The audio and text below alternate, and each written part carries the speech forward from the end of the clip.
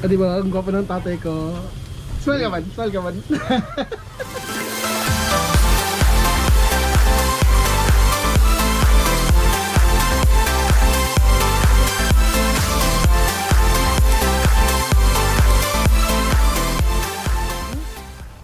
Hello everyone, it's me again, Ito Palaboy. So today here, nasa Maguindanao ako, and if you are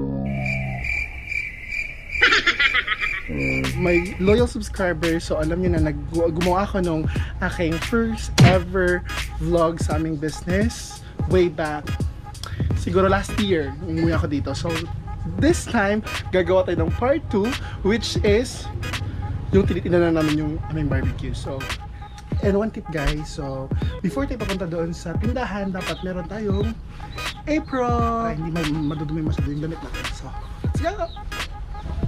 Pero all set? Punta tayo sa tindahan. Let's go!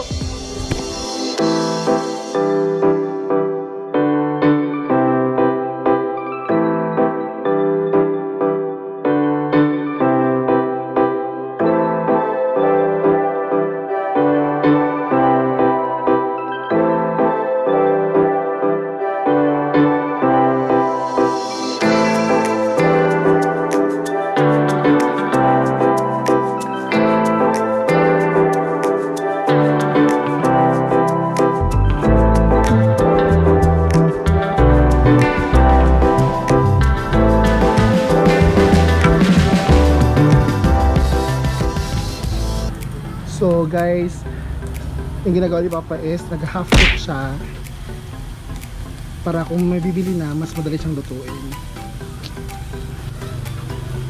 Di ba? Ang gwapo ng tatay ko. Smile ka man, smile ka man. 4 na kilo yung tinain na bibenta namin ngayon. And most of the time, yan yung unang naubos pa, no? Atay. Atay or isaw. This is pecho for 80 pesos. And this is hita for 45 pesos. Skin, it's pure skin, 5 pesos. So, this one is the for puwet ng manok. It's 10 pesos. This is backbone guys for 10 pesos. Hot dog for 10 pesos. Liig ng manok for 10 pesos.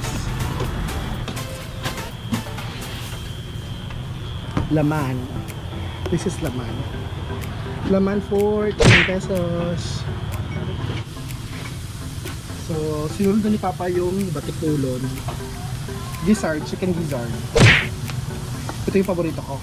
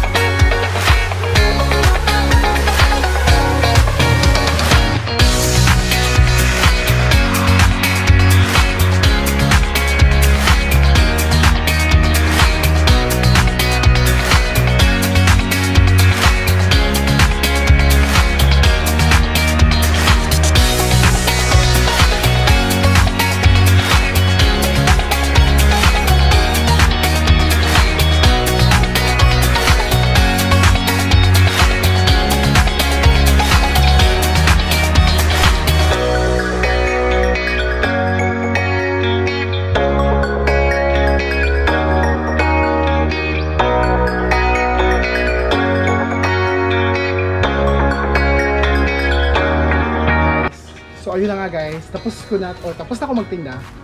By the way, hindi pa naubos yung barbecue namin, pero ay siguro mag-change ako kasi meron pa kayo pupuntahan ni Mama. So that's it. Yun yung trabaho ko since then, before I moved to Cebu. So if you're new to my channel, please click the subscribe button, notification bell, and as well as follow me sa aking Facebook page, that's Antoy Palaboy. So yeah guys, hope nagiging masaya kayo sa mga napanood nyo. Yun yung aking day-to-day activity. So, yeah, that's me and see you on my next video. Bye!